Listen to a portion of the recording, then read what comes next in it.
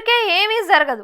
అందున రాజకీయ నాయకులు, ప్రభుత్వాలు ఏదైనా కార్యక్రమాన్ని తమకు తాముగా చేపట్టారు అంటే దానికి ఉండే లెక్కలు దానికి ఉంటాయి. ఈ విషయాన్ని ఎవ్వరూ కాదనలేరు. తాజాగా మహారాష్ట్ర ప్రభుత్వం చేపట్టిన కార్యక్రమాన్ని చూసినంతనే చాలా మంది తీవ్రమైన భావోద్వేగానికి గురవుతారు. నిజానికి అక్కడ ప్రభుత్వానికి కావాల్సింది కూడా అదే. కానీ ఈ మొత్తం ప్రోగ్రాం వెనుక అసలు ఉద్దేశం రాజకీయమే. మరికొద్ది నెలల్లో జరిగే అసెంబ్లీ ఎన్నికల్లో మరింత మైలేజ్ ఆశిస్తున్న అధికార పార్టీ అందుకు తగ్గట్లే తన ఎజెండాను అమల్లోకి తీసుకొచ్చింది. బయట నుంచి చూసినప్పుడు మాత్రం అందుకు భిన్నమైన కలరింగ్ ఇవ్వటం గమనార్హం. మహారాష్ట్ర ప్రభుత్వం ఇప్పుడు భారీ ప్రచారానికి తెర తీసింది. మరాఠా యోధుడు శివాజీ మహారాజ్కు చెందిన రహస్య ఆయుధాన్ని 350 ఏళ్ల తరువాత భారత్కు తీసుకొచ్చే ప్రయత్నాల్ని సక్సెస్ఫుల్గా పూర్తి చేసింది. భాగ్నక్ పేరుతో ఉండే పులి పంజాను కట్టుదిట్టమైన భద్రతా ఏర్పాట్ల మధ్య లండన్ నుంచి భారత్కు తీసుకువచ్చారు.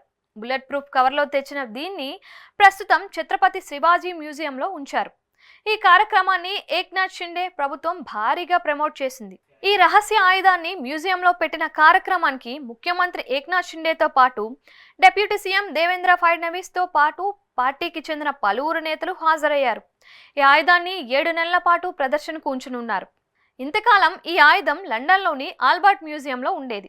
100 ఏళ్లుగా లండన్ మ్యూజియంలో ఉన్న ఈ రహస్య ఆయుధాన్ని ఇప్పుడు మహారాష్ట్ర ప్రజలకు చూపించాలన్న ఉద్దేశంతో ఇండియాకు తీసుకువచ్చారు.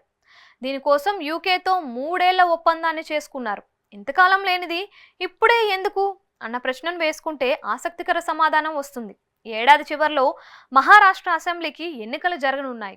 ప్రస్తుతం అధికార పక్షంగా ఉన్న శివసేన మరింత మైలేజ్ కోసం తప్పిస్తోంది. ఉద్ధవ్తో విభేదించి బీజేపీతో జట్టు కట్టి ప్రభుత్వాన్ని ఏర్పాటు చేసిన సంగతి తెలిసిందే. ఈ ప్రతికూలతను అధిగమించేందుకు తమ పట్ల, తమ ప్రభుత్వం పట్ల సానుకూలతను పెంచుకోవడంతో పాటు ఏడాది చివరిలో జరిగే అసెంబ్లీ ఎన్నికల్లో బీజేపీతో కలిసి ముందుకు వెళ్లేందుకు వీలుగా ప్లాన్ చేయటం తెలిసిందే. ఎన్నికల వేళ ప్రజల భావోద్వేగాలని తమతో ఉండేందుకు వీలుగా శివాజీ రహస్య ఆయుధాన్ని రాష్ట్రానికి తీసుకురావటం ద్వారా ప్రజల మనసుల్ని దోచుకోవాలని భావించింది. అందుకు తగ్గట్టే ఈ ఆయుధాన్ని తీసుకువచ్చింది.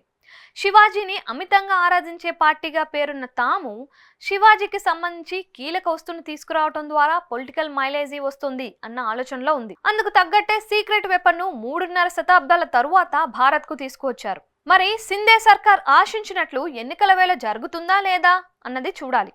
ఇక ఈ సీక్రెట్ ఆయుధం గురించి, దాని ప్రత్యేకతతో పాటు దాని చరిత్రను చూస్తే బోలెడన్ని విషయాలు కనిపిస్తాయి. 1649లో ఛత్రపతి శివాజీ బీజాపూర్ సుల్తాన్ను ఓడించి మరాఠా సామ్రాజ్యాన్ని స్థాపించిన సంగతి తెలిసిందే. దానికి ముందు బీజాపూర్ సేనాధిపతి అఫ్జల్ ఖాన్తో భేటీ అవుతాడు. ఈ సందర్భంగా తాను రహస్యంగా దాచుకున్న ఈ భాగ్నక్ను ఉపయోగించి అతన్ని చంపేస్తాడు. దీనికి వేదిక ప్రతాప్గఢ్ కోట. ఇది ఇప్పుడు సతారాలో ఉంది. అందుకు శివాజీ వాడిన రహస్య ఆయుధాన్ని అక్కడికే తీసుకువచ్చింది మహారాష్ట్ర ప్రభుత్వం. దీంతో భావోద్వేగాన్ని రగల్చాలని ప్రయత్నిస్తోంది.